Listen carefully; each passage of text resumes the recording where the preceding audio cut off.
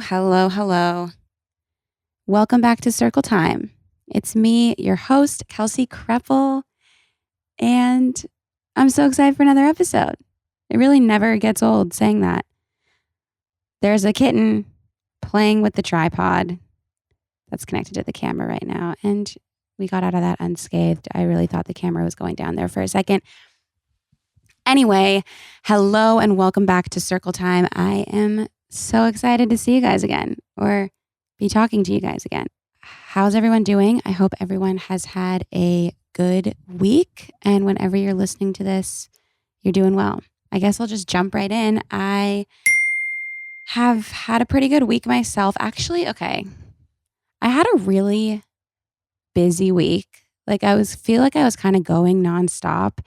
And yesterday, I just kind of hit the point of no return and was just being kind of miserable to be around, honestly. Like, my anxiety comes out in a way that's just so not pleasant. I'm sure a lot of you can relate, but I was just being mean and couldn't figure out why I was feeling so sad and tired and just truly emotionally exhausted. And I think I just had such a big week of I went on some other people's podcasts, which by the way, were amazing. And I had such a great time doing the podcasts that I went on. I went on the What We Said podcast and I went on the I Love You So Much podcast. They're both Dear Media podcasts and they were so awesome. JC and Chelsea, the hosts of What We Said, were amazing. And Kenzie, the host of I Love You So Much, was amazing. And it really was just so fun. But I think I don't know. I feel like I was just going all week. And by the time I got to, what the hell day is it even? Today's Saturday. But by the time I got to Friday, I was a fucking miserable, honestly. I think I had overdone it a little bit. I guess not socially. I feel like I just had to be on a lot this week. And it just kind of took a toll on me. But you know what? That's okay. I feel like everybody has those kind of weeks and you're not alone. So, yeah. But I feel a lot better today. And I feel like you just got to take it day by day. And I need to work on not being such a fucking bitch when I'm feeling anxious, because it just really comes out just mean to the people I care about the most. And that is something I need to work on. And it's all about living and learning and laughing. Live, laugh, love, baby, and learn and grow. And those are the important lessons for today. Oh God. But yeah, you know what? Something exciting that did happen this week that I did was I started the Couch to 5K. I did it. I got the app and I started Couch to 5K. And if you don't know what that is, it's for people, I guess, who, and I might be butchering this, but for people who want to start running, but don't really know where to begin and have no experience running, it's the perfect place to start. So I started doing that. And basically what you do is 3 days a week. You start out, I don't know how many weeks it is. That's my bad. I should have probably looked that up before I started. But what you do is every week it gets a little bit more, but you start out the first week I actually have to do my third day still, but you walk for 1 minute. No, you run for 1 minute and then walk for 90 seconds for 20 minutes. And it's just supposed to help you build your stamina. And eventually by the end of it, you'll be able to run a 5K. So that's 3 miles, I think. So yeah. And I really am enjoying it. So I guess we're starting my journey as a runner right here, right now. And if I say it publicly, that means I have to continue doing it. And my friend Emma is also doing it with me. So that is helping to have a buddy to do it with, But for someone who doesn't run and thought I was going to hate it and have tried to start this multiple times and I've always hated it, I actually found it quite enjoyable. So I'm excited to keep that going, and we'll see just how amazing at running I become. Just kidding. I don't really think I don't really know what's in the cards for my running journey, but I'm just happy to have gone past 2 days of couch to 5K because I really have never been able to get past the first day. So now I've gotten 2 days under my belt. So you could say that I'm kind of just like a star athlete and amazing runner. So that's exciting. So little bit of a crazy week. Was feeling kind of anxious, but did exercise every day and try to take care of myself. So I think that helped in one way or another.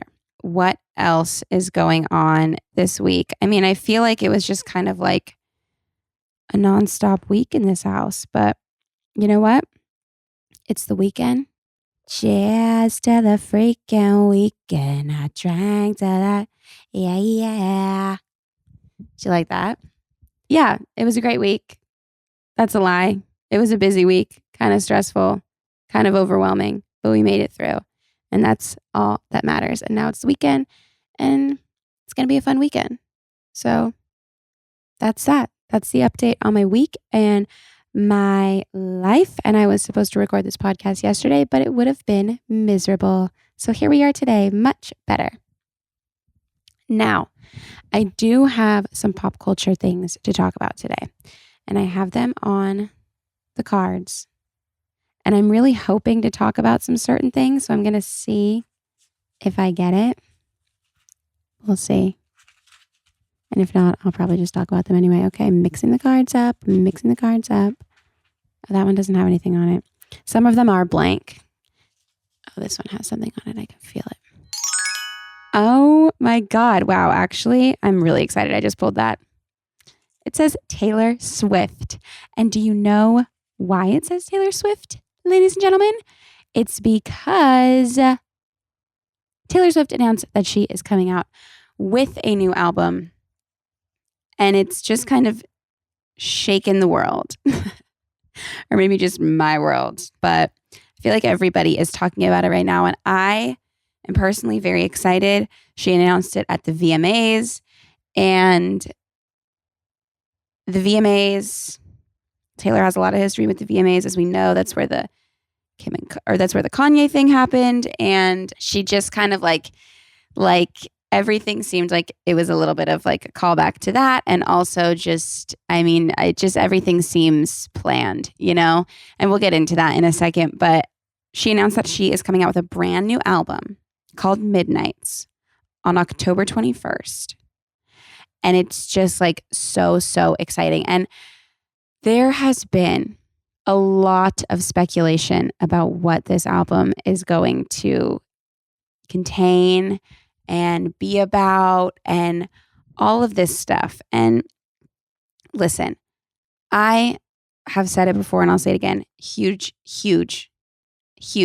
Taylor Swift fan. I have been since I was a young teenager. I'm a basic bitch. Oh my God. I have always loved her and I literally always will. Okay. So that's what I have to say to start out. But it's one of those things where it's like, there's other people who definitely take it to the next level and love her more than me.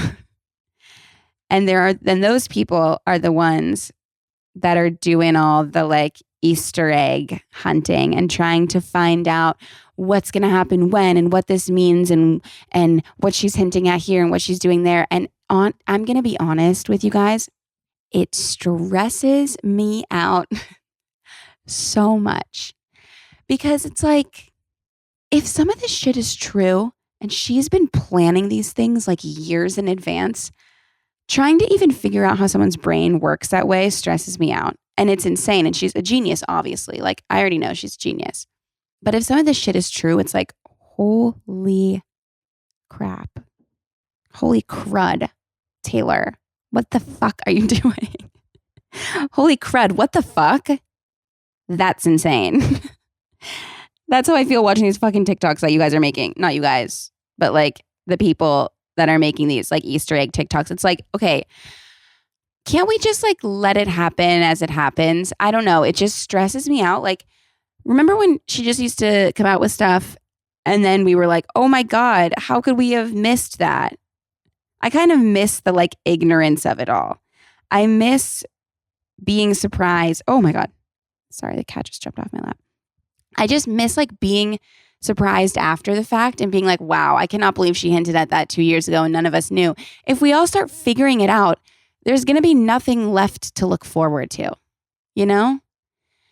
Like, I want to be surprised. Sure, it's fun to think of all these theories and stuff. And if I'm looking at them, okay, I'm watching these videos, they're all super interesting and super smart.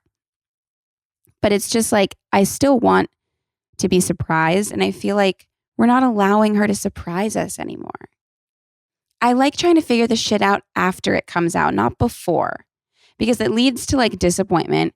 I don't want like her to feel pressure. Okay. Think about Taylor for once. I don't want her to feel pressure. And I just like I feel like we're starting to like set our expectations too high. And I think she'll always meet our expectations because she's brilliant, a genius, and perfect, and I love her. But like, I think that we need to relax a little bit. Let's just like, sure, it's amazing how many times she's said midnight in all of her albums leading up to this moment. And if she did that on purpose, that's unbelievable, truly, and amazing. But like, let's just wait and see, okay?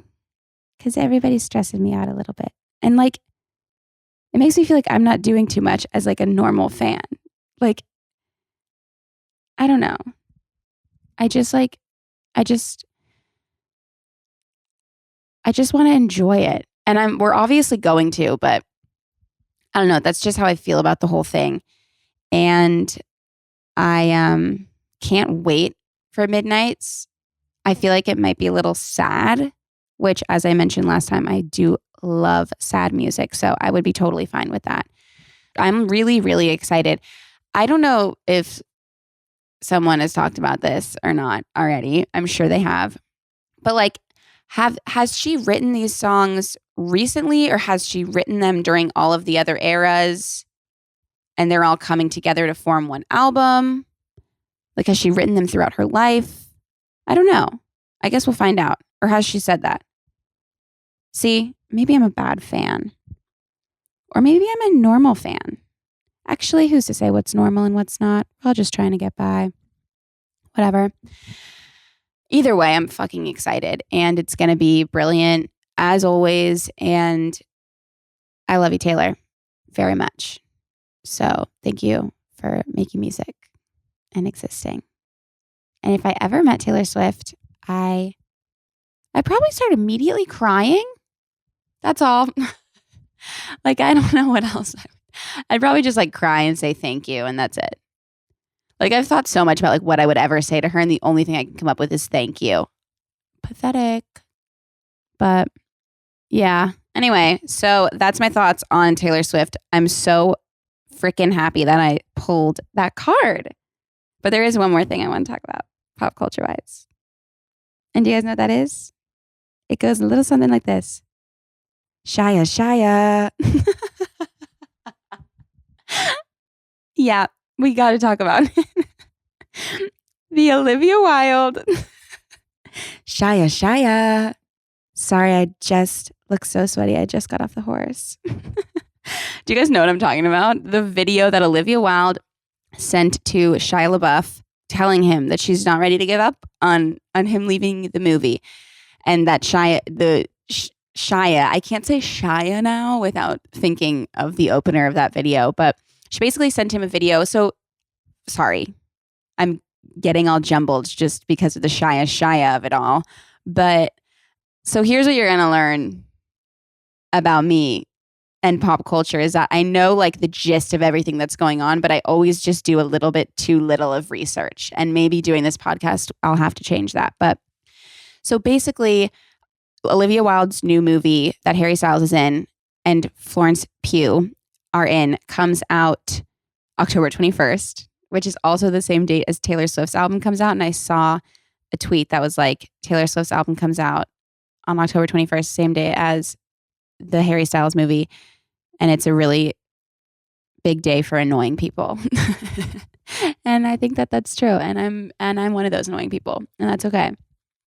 Anyway, so The movie comes out, Don't Worry, Darling, I think it's called. But originally it was supposed to be Shia LaBeouf in that movie. And Olivia Wilde came out and said that she fired Shia LaBeouf from the film because his acting methods weren't cohesive to the way she directs. Something like that. The ethos on set or something of that wording. And she did this interview with Variety. Take everything I'm saying with a grain of salt because I don't know if it's 100% true, but she did an interview and it was a great interview and everybody loved it. And she was basically saying Shia wasn't the right fit for the movie and blah, blah, blah. And they always wanted it to be Harry and all of this stuff, I think. Allegedly. So then Shia LaBeouf writes in and is like, he writes to the magazine that, or to the people who posted that same interview. And he was like, that's not true. I quit. And then he sent all the receipts. And one of those receipts was this goddamn video that I haven't stopped thinking about since I watched it. And I've watched it many times, because I think it's one of the cringiest things in the world. Let's kind of like just go through it. Starts out strong with Shia. Okay. And I don't know why that resonates so much with me, but I just immediate cringe right off the bat. So she does the Shia. And she's like, sorry, I'm so sweaty. She's driving, first of all. Like, you could have just waited. Like, or sent a voice memo? I don't know. I mean, I feel like, or just like not done any of this, but it's a little late for that now. So and then she's like, sorry, I just got off my horse, so I'm kind of sweaty. And she's like, but I'm not ready to give up on this. And I think this is going to be a little wake-up call for Miss Flo. In reference to Florence Pugh. And I mean, it just sounds really like condescending. And it just is like, it's just kind of like icky, the video. Like, it just feels like she's kind of like shit talking and she's like, she really needs to step it up. She says something along those lines. I'm not really sure, but it makes it seem like Florence Pugh is the problem here. But like, I don't really think that was the case. And I think that Florence Pugh is probably not very happy about everything that's come out about this. And also like, she hasn't promoted the movie that much. She's not doing any press for it anymore besides, I think, the Venice Film Festival. And it's just kind of like, I would not be happy if I was her either. Like, it just is condescending, it seems like. And then she's like, can you give us another chance? Or she says something along the lines of like, for me, for us, or for you, for us. I don't know. Like begging him to come back to the movie, basically. And it just, the video is so cringy and like icky, but so fucking funny to me for some reason. Because, well, it's not that funny because she's kind of like, it sucks for Florence Pugh. And I like Florence Pugh a lot. So I'm Team Flo. Let's I think like Miss Flo was so just like condescending and gross. So I think we need to like take back Flo for ourselves. We need, what's the word I'm looking for? We need to like make Flo ours again because I'm Team Flo. And you really hate to see all this happen. But the Shia is absurd. And those are my thoughts on the Shia scandal with Olivia Wilde. Team Flo. Anyway, sorry, I did not mean to absolutely go off like that. But did I really go off also? Like, no, I just kind of like told you guys stuff that you already knew probably. But that's that. Now, we are going to do a little bit of story time. This is our last story time getting questions that I got off Instagram from you guys. And next episode, we will start our voicemail, which is very exciting. So you'll be able to call in and leave a voicemail about a certain situation. And then I can give you some advice, which I'm really excited about. And these are kind of like, I don't know if the answers will be that long for these, but let's begin. Our first story. Advice on bringing home a boyfriend/partner for the first time. That's exciting. I think that when you bring someone home for the first time, it's like always a little bit nerve-wracking, and everybody's families are different. But I think that like there's always so much pressure on it.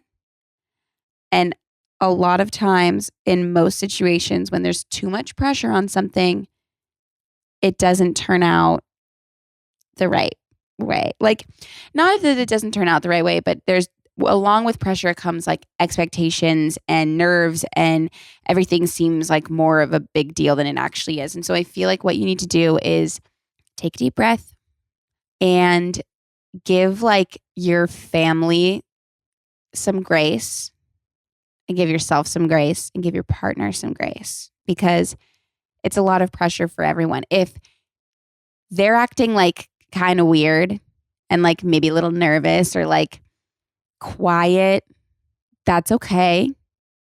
It's the first time coming home with you. It's nerve-wracking. Like you can't get mad at them for not acting how you expect them to act. I do think before you enter the situation, like on your way there or whatever it is, like kind of explain how your family is, your family dynamic. What is a joke? Because like I think sometimes like maybe a parent will make a joke and the partner doesn't know that it's a joke, and then that's all they think about for the next however long, and it becomes a whole thing. But it doesn't actually have to be. If you warn them like, oh, my dad might make a joke about this, but I promise he jokes around about that kind of stuff all the time. Don't take it personally. Or I don't know. I think like explaining how your family interacts with one another, interacts with other people.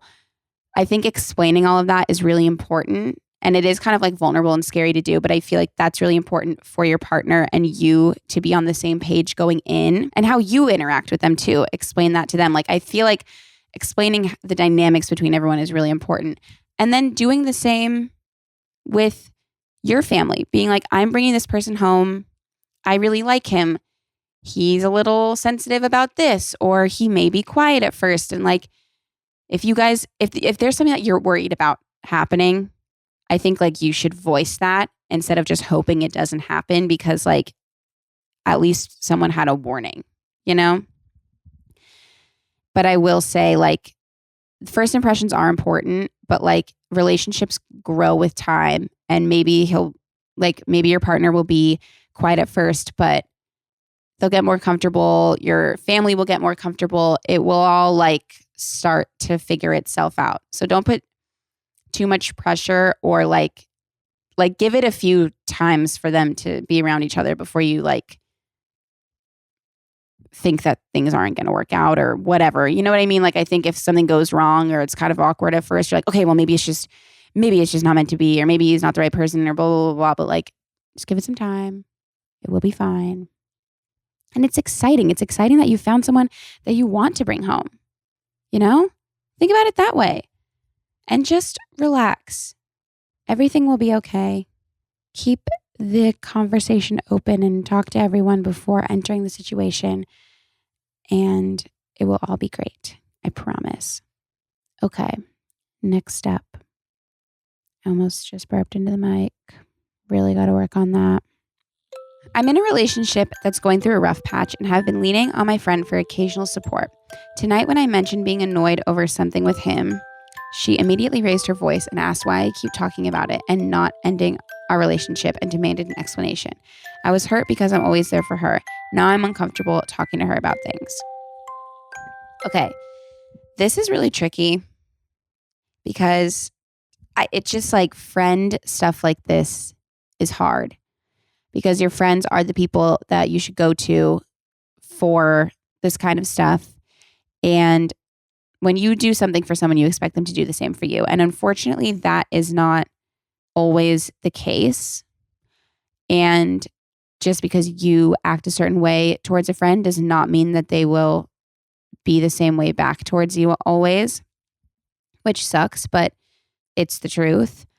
I do think that having a conversation with her, kind of like not apologizing, because you didn't really do anything wrong, but just being like, hey, I know I've talked about this a lot to you recently, and it's just because I feel like I can.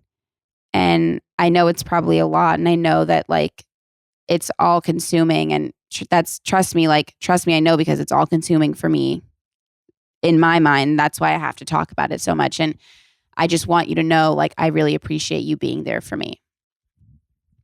And like, I think a lot of times, like, if someone is just like stuck on a certain situation and that's all you're talking about in your friendship, like maybe she just feels like not appreciated or whatever it is. Like, and maybe just let the person know that you appreciate them listening to you. And, you know, it's not really fair for her to react that way and demand an explanation from you when you clearly don't really know what's going on in your relationship. And you could just say something simple like, I don't have an explanation. And that's why I talk about it so much, because I'm just trying to figure it out. And when I say things out loud, it helps me try to get to that explanation. And I know it's probably annoying for you to be my sounding board, but I really appreciate you being there for me. Just a little gesture like that, I think could go a long way. There doesn't need to be a whole like, well, I did this for you. I did this for you. I did this for you. And now I expect it back. Like, I try to keep that stuff out of it and just like let the person know like that there's a little self-awareness that you know that this has been all consuming and that you appreciate them being there. But if this continues to be a pattern, like if you feel like she doesn't have the same patience for you and your situations that you have for her, I think that's a fucking tough realization to come to. But I think that maybe you know that she's not the person you can go to for certain things. And that's okay. That's a learning curve. That's a learning experience. Like, you have to find out who those people are for you. And if she's not that person, she's not that person. And that's okay. You'll find someone else who is. But I would say, like, maybe let her know that you appreciate her listening to you. And if you try to talk to her again about something and she jumps, maybe she's not that friend. And it fucking sucks because you've been that friend for her. And I know that sucks, but it's okay. Not every friend needs to check every box. And I feel like you can have certain friends who are good for certain things. And if she's not the kind of friend who you can go to, that's okay. You don't need to completely rule her out of your life, but you just don't need to go to her anymore because she doesn't make you feel heard or seen or good. So you don't need to continue having her try to be that friend, because that's not who she is as a friend. And that's okay. Everybody has their different strengths and friendships. I hope that makes sense. Last but not least, being friends with someone after dating when you're probably always going to be into them.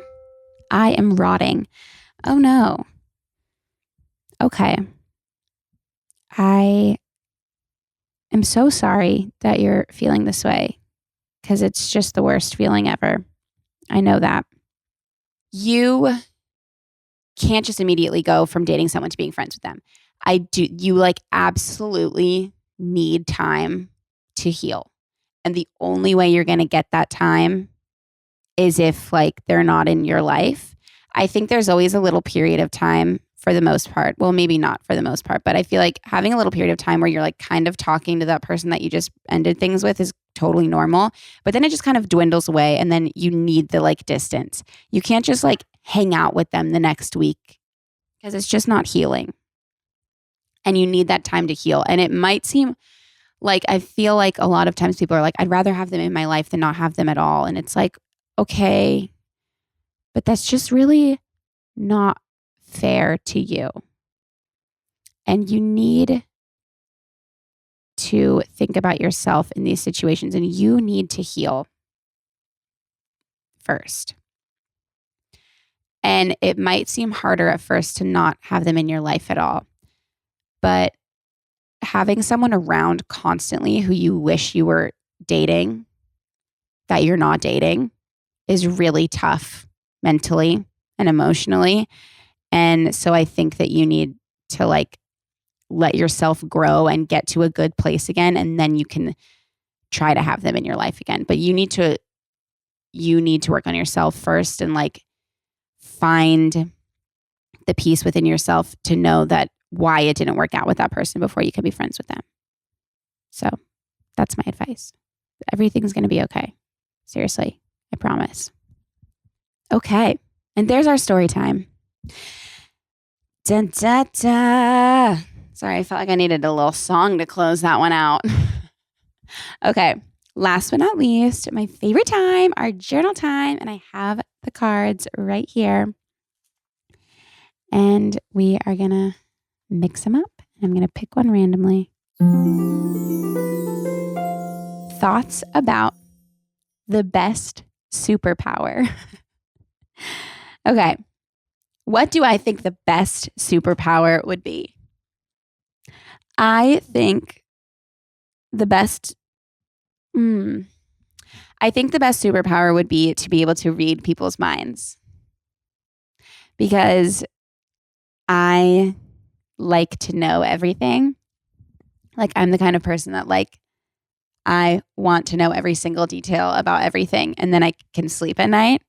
So I feel like if I could read people's minds, like that would answer a lot of like, that would put my mind at ease if I knew exactly what people were thinking. Because like if I try to like, when I start to imagine what people are thinking, like my mind takes me to insane places. So if I could just read people's thoughts and know what's going on immediately, I think that would really like help me personally. So that is why I think that reading people's minds would be the best superpower for me. I do have a high respect for invisibility. I also think that would be a good one. So like, I do want to know everything and what's going on in people's minds. But if someone is like talking about something and they don't know that I'm in the room and they probably wouldn't say it if I was in the room, I don't know that I want to be there for that. But I guess that kind of is the same thing as reading someone's mind. So I don't know. I don't really know. I guess invisibility is a good one. Time travel, I feel a little bit iffy on because like, I don't really want to go into the future. I don't want to know. I want to just experience it. And going into the past, I feel like could be unhealthy. You know, I just don't think time travel is healthy. So I wouldn't do time travel. What other superpowers are there? X-ray vision. That one's creepy. That one's like super unnecessary. Like who needs X-ray vision? Seriously? X-ray vision? Really? What do you need that for? What the fuck do you need X-ray vision for? You could literally just like open the door. Is it just to like be creepy and look past people's clothes? So that's all I have to say about that. And those are my thoughts on best superpower. I'm going to do one more because I just want to. And then we'll have to say goodbye, unfortunately. Okay, random. Here we go. Top 10 list of favorite things that belong to you. Okay. My dog, my 2 kittens. So that's 3. I would say like anything I have that was my grandma's, because having little pieces of her with me always makes me feel really happy. And I like to have her with me. I have some books that were my grandpa's. He had like a whole collection of books made and like bound really nicely. And they were in his office and I was like obsessed with them when I was a kid. So those. I would say my car so I can drive around and like see people. That's 5. Also, my brother told me that I have to list my top 10 favorite things from 10 to 1. And I fucked that up again. So, oops. But that's 5. My computer, I guess. And I don't know if that's just because I just was looking at it. My camera, so I could talk to you guys. This ring that I wear on my middle finger. My parents got this for me as a birthday gift when I was 14. And I have never taken it off. Like sometimes I take it off to like shower or something. But like I wear it every single day. I have worn it every single day since I was 14. Like it has literally been with me through all of high school, all of college, after college. It's literally been with me through everything. And I love it. So my ring on this finger, my silver ring, my engagement ring, obviously. That's an important one. How many things is that? Is that enough? What's something else? My bed and my pajamas, my robe. There we go. Those are my top 10 favorite things that belong to me. So there you have it. There you have it. And that means circle time is coming to an end when we finish journal time. But one more thing, don't forget, we have, our words of wisdom that I accidentally just wiped off the whiteboard. So I wrote it out on a whiteboard because I thought, what the fuck? That's perfect for circle time. And today's words of wisdom that I'm going to leave you with are: talent wins games, but teamwork and intelligence wins championships. That's incorrect grammar.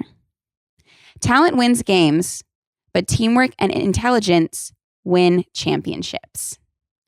Michael Jordan. And it's so true. It's not all about talent. You have to learn how to work as a team and be a good teammate. Oh my God. I cannot stop fucking burping. I'm so sorry. Holy crud. What the fuck? And be a good teammate. And that is really how you get far. Talent is not all that it takes. It's about being a good person, a good teammate, and using your intelligence, which you all have. So that's that. Thank you, Michael Jordan. And thank you guys for listening to today's episode of Circle Time. I seriously love you guys so much and really, really appreciate you listening. Make sure to give this a 5-star rating and a nice little review. And yeah, thank you. And there's a YouTube channel out now with the video. So go check that out on YouTube, Circle Time with Kelsey Kreppel. So yeah, thank you all for listening. I love you all so much, and I will talk to you next week. Love you. Circle time. Let's sit down and have some fun. I said circle time. Just you and I. Time. Please note that this episode may contain paid endorsements and advertisements for products and services. Individuals on the show may have a direct or indirect financial interest in products or services referred to in this episode.